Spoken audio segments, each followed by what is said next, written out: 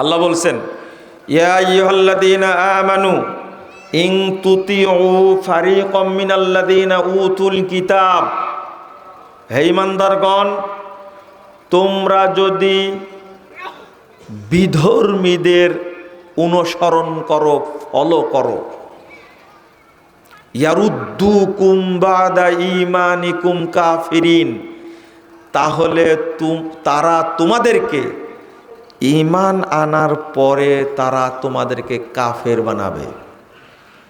সরাসরি কি কাফের।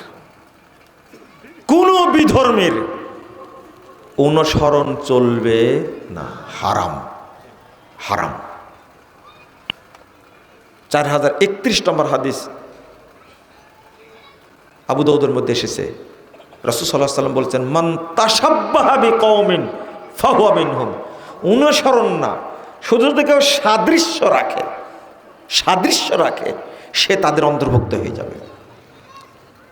51 নম্বর আয়াত সূরা আল ইমরান, সূরা মায়েদা, আল্লাহ বলছেন, স্পষ্ট করে বলছেন, ওমাইয়াতাওয়াল্লাহু মিনকুম ফাইন্নাহু মিনহুম। তোমাদের মধ্যে থেকে যারা তাদের অনুসরণ করবে সে তাদেরই অন্তর্ভুক্ত হবে। আল্লাহ বলছেন এটা।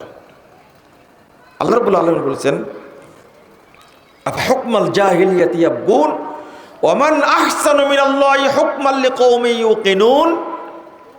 সূরা আল মাইদা 50 নম্বর আয়াত। তারা কি, লোকেরা কি ওই জাহিলি যুগের আদর্শের দিকে ফিরে যেতে যাচ্ছে? ওমান আহসানু মিনাল্লাহি হুকমান লিকওমিন ইউকিনুন, যারা ঈমানদার, যারা মুমিন, তাদের কাছে আল্লাহর বিধানের চেয়ে উত্তম বিধান আর কি হতে পারে? যারা মুমিন তারা কেবল আল্লাহ প্রদত্ত আইন এবং বিধানকেই উত্তম মনে করবে। আর যারা মুমিন না, যারা ফাসেক, ফাজের, কাফের, মুশরিক, মুনাফিক, তারা আল্লাহর বিধান বাদ দিয়ে অন্য কিছুকে, আদর্শকে উত্তম মনে করে। এটা আপনার মধ্যে পরিষ্কারভাবে নিয়ে আসতে হবে। যদি আমার ভিতরে জাহিলিয়াতের প্রতি মহব্বত থাকে তাহলে বুঝবেন আমি এখনো মুমিন হতে